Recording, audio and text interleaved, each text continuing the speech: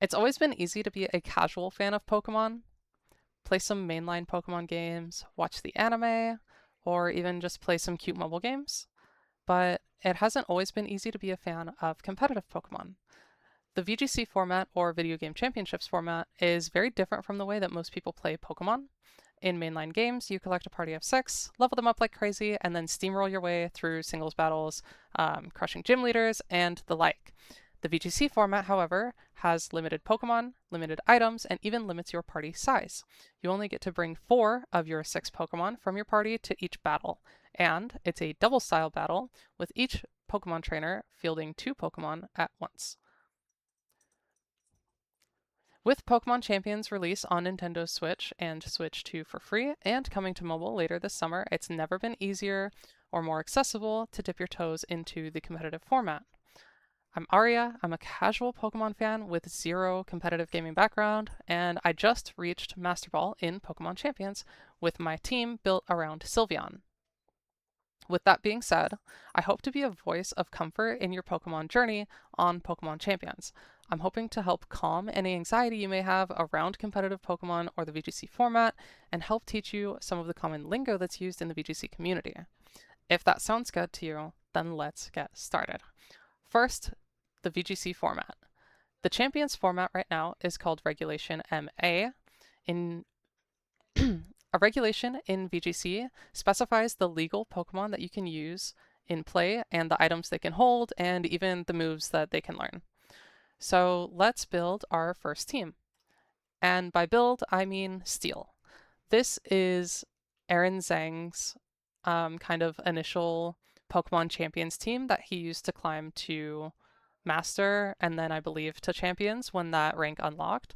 Um, I copied this team one for one the day after Pokemon Champions came out, and I recommend you do something similar. Find a Pokemon that you like and look up a team that uses it and supports it, and then just use it for yourself. This will be plenty good enough to get you started without having to worry about deeper concepts like synergies and counters and all the extra fluff that goes around building a strong competitive Pokemon team. Remember, this video is just meant to be a jumping off point, something to get you started. So, let's discuss some battle basics. In the VGC format, battles are a pick 6, play 4 doubles format. So, as we mentioned before, you have a team of 6, which is pretty normal for Pokemon. Typically, you would have a core of 2 or 3 Pokemon that you want to bring to every match. Some meta cores right now are Mega Charizard Y and Venusaur, which kind of builds a Sun team, which is what we're seeing on screen now with Aaron's Charizard Y and Venusaur team. So pretty much every game I was bringing Mega Charizard Y and Venusaur, and then filling out the last 2 slots on my party with support Pokemon that I think would do well against the enemy's team. Another common core right now is Pelipper and Archaludon, which builds a really strong rain team, usually also including Basculegion. Now's probably a good time to discuss some VGC vocab. Meta just means what's good at the time. This changes frequently as people experiment and counter each other. So for example, this team that Aaron created was pretty much the main meta team for the initial kind of week or two of Pokemon Champions. And then now we're starting to see more teams popping up that can deal with this team very easily. And so now those teams are considered meta. But just know meta is just whatever is good at the time. And this will change all the time. And it's not really something that you have to worry about. It's something that you should consider when picking your Pokemon, but it's not something that will be kind of the end all be all for your team. Like I said, I built my team around Sylveon, who is definitely not a meta Pokemon, but I found a way to make it work. So next up, we have stab moves. Stab is an acronym that means same type attack bonus. So if you have an Arcanine, which is fire type, and you use a fire type move, you will deal bonus damage to whatever you're hitting, even if that Pokemon resists it. On the other end of the spectrum, we have coverage moves. So again, we'll use Arcanine as an example. Um, a common coverage move on Arcanine is Wild Charge, which is an electric type move that hits water types for super effective damage, as well as flying types. So a Pokemon like Pelipper, which typically can deal with Arcanine pretty easily with things like um, Hydro Pump, or I guess that's really the only water move that Pelipper runs right now, but a Pokemon like Pelipper that has easy access to a water type move with the stab move bonus, that's really scary for Arcanine. So we might want to run a move like Wild Charge on our Arcanine and try and knock out the Pelipper before it can knock out our Arcanine. So yeah, that is a coverage move, a move that is not the same type as your Pokemon. Of course, Wild Charge is an electric type move, and Arcanine is a fire type, so we're not going to get the stab bonus. But because that electric type move is super effective against a type of Pokemon that Arcanine struggles with, it's really good to have. So, some other things that you'll want to learn along the way are what moves to run on what Pokemon. This is things like whether or not you want to have Fake Out on your Incineroar or your Sneasler, if, you know, maybe you don't want to have Fake Out on both of those Pokemon because if you're bringing them at the same time, then you're kind of wasting a move slot. However, it can be really good to have Fake Out on both of those Pokemon because there are definitely matchups where you bring one and not the other. And so if you bring the one that doesn't have Fake Out, now, you don't have Fake Out, which is a super valuable move. So that's definitely all important, but not important for you to know to get started. Like I said, with Aaron's team, you can see here, all of the moves are here at the bottom that he used on this team. And so when I built this team for myself, I just copied all of the moves, I copied all of the Pokemon, I copied all their stats, and I did not have to know anything about it. All I had to do was pick the Pokemon that I wanted to bring to each battle and try and pilot them to the best of my ability. And yeah, I think that was good enough for me to learn the game. That got me to Ultra Ball 2. And then from there, I started experimenting with my own teams because I felt like I wasn't using Aaron's team to its full potential. I felt like I was misplaying a lot with it, and it just didn't fit what I wanted to do in a Pokemon battle. So, other things to know are stat spreads and damage calculations. So, each Pokemon has what are called EVs, which are these 1, 3, 1, and 32. Here, and that's basically like when you are training your Pokemon, you have a pool of points that you can allocate to their stats. Now, if you wanted to, you could do, you know, like we see here on Mega Charizard Y, 32 points into special attack, 32 points into speed, and then that leaves you with 2 points left over. 32 is the max that you can allocate to any stat. So with those 2 leftover points, we can see that Aaron went with 1 point into health and 1 point into special defense. But you can see over here on Rotom Wash that these points are spread out much more evenly. We've got 32 in HP, 11 in defense, 16 in special attack, and 7 in speed. Now, Aaron, being a top player, probably knows things like damage calculations and what how many points it takes to knock out certain meta Pokemon with a certain move, and also knows speed calculations pretty likely, which would allow him to put the minimum amount of points into those respective stats, whether that be attack, special attack, or speed, to know, okay, I need to outpace, max speed Arcanine. And so he would probably know, like, okay, if I need to move before max speed Arcanine, then I need to put, 17 points into speed on this Pokemon. That's not something that you need to know. It's not something that I know. I have not done any speed or damage calculations since starting the game to get to Master Ball. I have copied other people's calculations, and otherwise I have just put points into stats that feel good. For example, um, My Garchomp has a few points in health, a few points in attack, a few points in defense, and a bunch of points in speed, but not max speed. Because I feel like whenever I bring Garchomp into a match, because Garchomp is naturally quite fast, I didn't feel like I needed to put 32 points into speed, so I just moved those points into other stats that I felt good about. I did no calculations. I didn't look up, how that affects my matchups against certain other meta Pokemon. Literally, it's just vibe coding, but for Pokemon stats. I adjust and I play, and then sometimes I'll like think that I'm faster than a Pokemon, and then they'll move before me, and I'll be like, okay, I need to put some more points back into speed.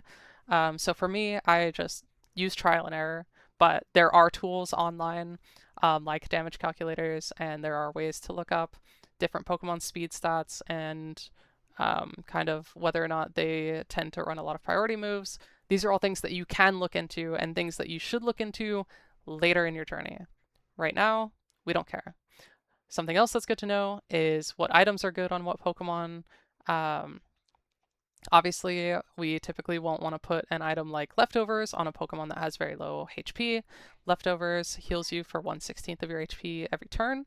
So if you're using that on a Pokemon with a very low HP stat, not only is 1/16 of your HP not very much HP per turn, but it also, you're probably just going to die in one turn regardless or get knocked out in one turn regardless because you're either going to get knocked out by a super effective move or you're going to get doubled into with neutral effective moves by the opponent just to get rid of that Pokemon. So definitely something that you want to know. We want to be putting Focus Sash on our squishy support Pokemon. We want to be putting Leftovers on our tanky Pokemon that are really annoying. We want to be putting items on the right Pokemon. It's not something that you need to know how to do. It's just something that you need to know of. Again, this is something that you can look up online. Type matchups. These are pretty important. You probably should internalize some of these. For example, fire is super effective against grass. Grass is super effective against water. Water is super effective against fire. The classic trio. That's probably something that you should know eventually. However, in game, it will tell you what moves are super effective, what moves are not very effective, what moves will have no effect, depending on what Pokemon you're facing. So it's not something that you really need to internalize right away. You will figure it out as you play. What I do is I just pull up the type chart on my phone whenever I'm playing so that I can quickly reference it, usually in the match preview screen where you can see all of your Pokemon and all of your opponent's Pokemon when you are selecting which four Pokemon you want to bring to the battle. I will quickly reference it and refamiliarize myself with usually types that I'm not super familiar with. This will be things like Bug, like Psychic, Dark, types that I don't see frequently enough to have internalized yet. But things like Dragon, Fairy, Steel, Water, Fire, Grass, those ones you should probably know. Another thing that you will learn along the way, probably earlier on in your journey than some of these other topics, is speed control. So, do you want to be, well, you pretty much always want to be faster than your opponent because if you can move before them and knock out their Pokemon before their Pokemon can act on the turn, that's obviously a huge advantage. So we want to look into things like Tailwind to speed up your own Pokemon, Icy Wind, which will slow down the enemies, Electro Web, which does an okay amount of damage and slows down the enemies. These are all things that we really want to consider. And then an overlapping topic here is with battlefield modifiers. You can see Trick Room. Trick Room reverses the turn order, which means that all of the slowest Pokemon will now go first. So if you have a Pokemon with a base 40 speed, and if the opponent has a Pokemon with a base 40 speed and your Pokemon has a base 120 speed, that now the opponent's Pokemon will move before yours in Trick Room. So these are all really important things to consider because if you build a team of very fast, very frail Pokemon, then Trick Room will be very, very difficult for you to deal with. And so you'll need to have a plan for if you face a Trick Room team, whether that be having a Pokemon with Trick Room on your team so that you can reverse the turn order again. Because if you didn't know, if your opponent sets Trick Room to reverse the turn order, you can Trick Room again to remove the Trick Room and put the turn order back to normal. So that might be something worth considering for your team. Or you need to make sure that you have done your damage calculations and make sure that whatever two Pokemon you start every match with can, without a doubt, every time KO the enemy Trick Room setter. Or have a Pokemon on your team that does well in Trick Room. That's also an option. So these are kind of really big things to consider with speed control, and that is a really important topic with your battles. And then that leads pretty well into battlefield modifiers like Trick Room. The most common battlefield modifier is weather conditions. So this will be things like rain from Pelipper and Politoed, the strong sunlight, which is caused by drought from Mega Charizard Y, Torkoal, Ninetales. Snow is becoming more common with Mega Frostlass and Alolan Ninetales, and even Vanillux is seeing a little bit of play more recently. And we're also, of course, we're seeing a ton of sand teams with Tyranitar still. Because rain is popular, that makes Tyranitar and sand popular because Tyranitar can change the weather condition pretty easily, especially Mega Tyranitar, where you can bring the Pokemon in, set it to sand, they bring in Pelipper and change it to rain, and then the next turn you Mega Evolve with Tyranitar and bring it back to sand. So lots of things to consider with weather conditions. Some weather conditions buff a certain type of damage, and some weather conditions buff a certain type of defense. So in the snow, Ice-type Pokemon gain a lot of defense. In the rain, Water-type Pokemon do a lot more damage with Water-type moves, etc., etc., etc. There are other battlefield modifiers that are important when they happen, but they are much less common than these. And those are things like Magic Room, Psychic Terrain, Electric Terrain. When a team is built around those other battlefield modifiers, it can feel very oppressive, but because they're less common, most people don't really build their teams with those in mind. So that is something to consider.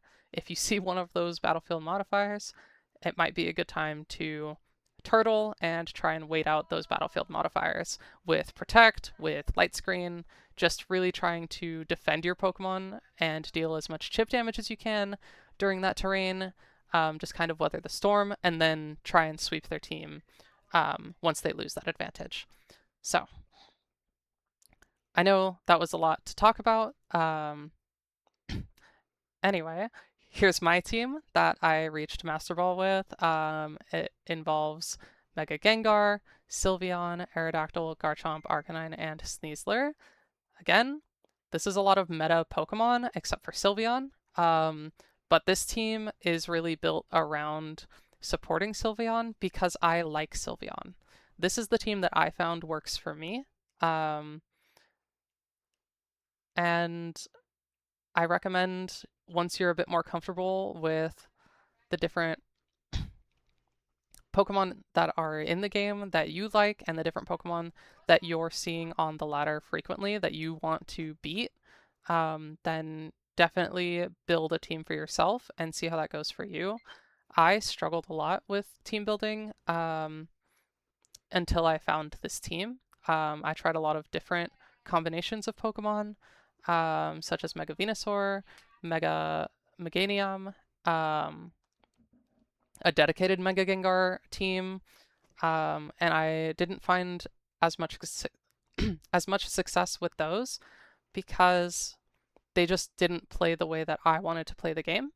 So then, I kind of took to the drawing board and built this team around Sylveon's Pixelate ability, with Gengar actually filling a or Mega Gengar filling a supportive role.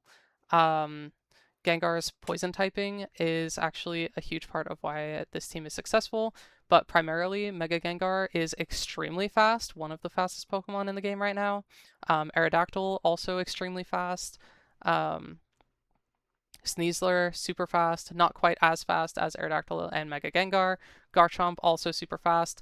But the kicker here is that all of my Pokemon are not insanely fast because Sylveon and Arcanine have both 80 base speed, so they actually do pretty well in Trick Room if I don't have Tailwind. So I will usually delay Tailwind if I even bring my Aerodactyl. Um, in case my opponent sets Trick Room, if it looks like they have a team that can set Trick Room, I will hold off on speed control because all of my Pokemon are so naturally fast that I don't need a Tailwind and I don't need to slow them down. So it's okay for me to just kind of play without speed control and figure out what the enemy team wants to do and then beat them at their own game. Um, but yeah, so that's pretty much all I have for team building and basic VGC knowledge and Pokemon Champions knowledge. So let's go back and grab our stolen team and let's hit the ranked ladder. Oh, you're a bit nervous to click find match. That's totally normal. That is called ranked anxiety, and it's not just a thing in Pokemon. Counter-Strike, League of Legends, and even raids in MMOs can cause this feeling. It is all good. Check it out. No matter how much you lose, you can't lose your rank. You can go down a tier within your rank, but for example, once you're in Great Ball, the lowest you can go is Great Ball 4. So you can climb up and down all through Great Ball, but you'll never go back down to Pokeball. If you're still not sure about whether or not you want to play on the ranked ladder, then you can play casual battles. This game mode has no ranked system, but still uses the same format, i.e. Pokemon, moves, and items. And it still gives you rewards, such as achievements, badges, and victory points, which is the in-game currency. So let's battle, and I'll see you on the ladder.